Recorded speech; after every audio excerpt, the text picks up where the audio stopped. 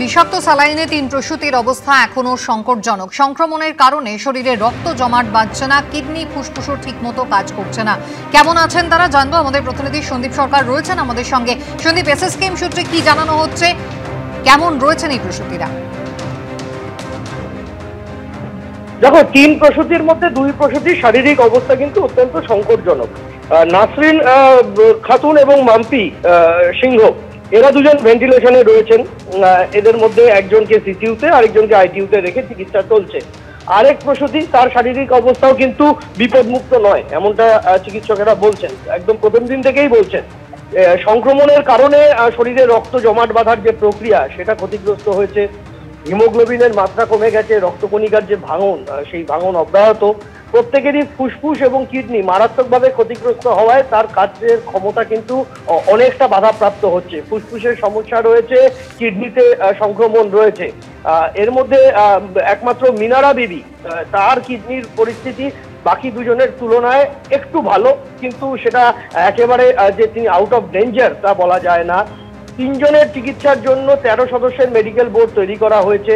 যেহেতু শ্বাসকষ্টজনিত সমস্যা 3 জনেরই বেড়েছে, তাই মেডিকেল বোর্ডের মধ্যে পালমোনারি মেডিসিন বিভাগ এবং চেস্ট মেডিসিন বিশেষজ্ঞদের রাখা হয়েছে, স্নায়ু রোগ বিশেষজ্ঞদের রাখা হয়েছে, নতুন করে মেডিকেল বোর্ডের মধ্যে অন্তর্ভুক্ত করা হয়েছে।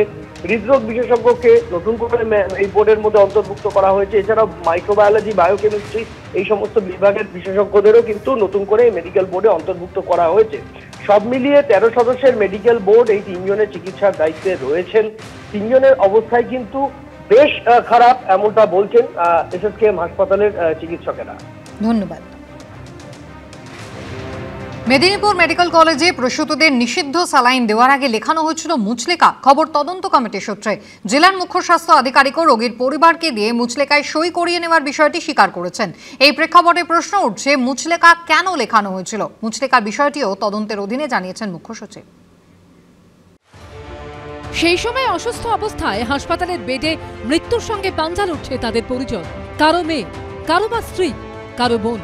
এহেন সংকটকালেই প্রসূতিদের পরিবারের কাছ থেকে মুচলেকায় সই করানো হয়। নিষিদ্ধ স্যালাইন প্রয়োগের জেরে প্রসূতি মৃত্যুর অভিযোগে যখন উত্তাল গোটা রাজ্য, তখন সামনে এলো এই বেনজির ঘটনা। মেদিনীপুর মেডিকেল কলেজের বিরুদ্ধে উঠল মারাত্মক অভিযোগ। ভয়ঙ্কর ঘটনা। তদন্ত কমিটি সূত্রে খবর, প্রসূতিদের পরিবারকে দিয়ে মুচলেকায় সই করানো হয়েছিল। খোদ জেলার মুখ্য স্বাস্থ্য আধিকারিকও রোগীর পরিবারকে মুচলেকায় সই করিয়ে নেওয়ার বিষয়টি স্বীকার করেছেন। যতটুকু দেখেছি, হ্যাঁ, সত্যি এরকম ভাবে মুচলেকা লেখানো হয়েছিল, এবং যেটা সম্পূর্ণ গর্হিত ব্যাপার। এবং ওই ব্যাচ নাম্বারের ওই আরএল এর রিয়েকশন হতে পারে, এটা আগের থেকে মানুষ জানলো কি করে, এটা আমাদের কাছে সন্দেহের ব্যাপার। এবং আমরা খুব বিস্মিত, এইরকম যে লেখানো যায় কোনো বিএসটির গায়ে, আমাদের জানা নেই। পেশেন্টেরই ওই যে কাগজগুলো হয় না, এগুলো ওই কি বলে প্রেসক্রিপশনগুলো, টিকিটগুলো, ওর মধ্যেই সই করালো যে পেটে পেন হচ্ছে, যার কারণে আমরা দ্বিতীয়বার অপারেশন থিয়েটারে নিয়ে গিয়ে দেখতে চাই যে কোনো কিছু ভিতরে সমস্যা হয়েছে কিনা। সেটা আপনাদের লেখা? হ্যাঁ, না, ওনারাই লিখেছে হয়তো, আমাদেরকে, আমরা জাস্ট সই করেছিলাম। মুখ্য স্বাস্থ্য আধিকারিক থেকে স্বাস্থ্য দপ্তরে তৈরি করা তদন্ত কমিটি সকলেই এই মুচলেকার ঘটনায় হতবাক। সরকারি হাসপাতালে চিকিৎসা শুরুর আগে যে কনসেন্ট ফর্মে সই করানো হয়, যে সম্মতিপত্র রোগীর পরিবারের হাতে দেওয়া হয় স্বাক্ষর করার জন্য, তার যা বয়ান থাকে, এক্ষেত্রে বয়ান সম্পূর্ণ অন্য রকম, এমনটাই অভিমত তদন্তকারী দলের সদস্যদের। এবং বেড হেড টিকিটে মুচলেখা লেখানো কার্যত নজিরবিহীন অভিমত তদন্তকারী দলের। লেখাগুলোর টাইপ দেখে মনে হয় যে পরেই করা হয়েছে, মানে পেশেন্ট খারাপ হওয়ার পরে বা শকে যাওয়ার পরে। সেরকম মুচলেকা কেন লেখানো হয়েছে, কি লেখানো হয়েছে, that will also B A part of the investigation.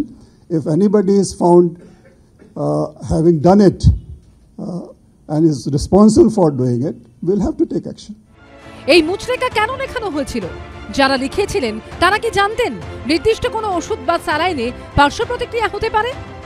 ফলে বিষয়টা যে জানা ছিল না এরকম না, আসল হচ্ছে তো কনসার্ন মানুষের জীবন নিয়ে, গরিব মানুষের জীবন নিয়ে আমি চিনিমিনি খেলতে পারি আমার কিছু ভেস্টেড ইন্টারেস্ট সার্ভ করার জন্য, এটাই তো আসল বিষয়। এক সদ্যজাত মা কি জিনিস বুঝতে পারল না, মা তার সন্তানের মুখ থেকে মা ডাক শুনতে পারলেন না। এ তো মানবতা বিরোধী অপরাধ। এর জন্য দায়ী কে বা কারা? সন্দীপ সরকার, সৌমেন চক্রবর্তী ও ব্রতদীপ ভট্টাচার্য রিপোর্ট, এবিপি আনন্দ।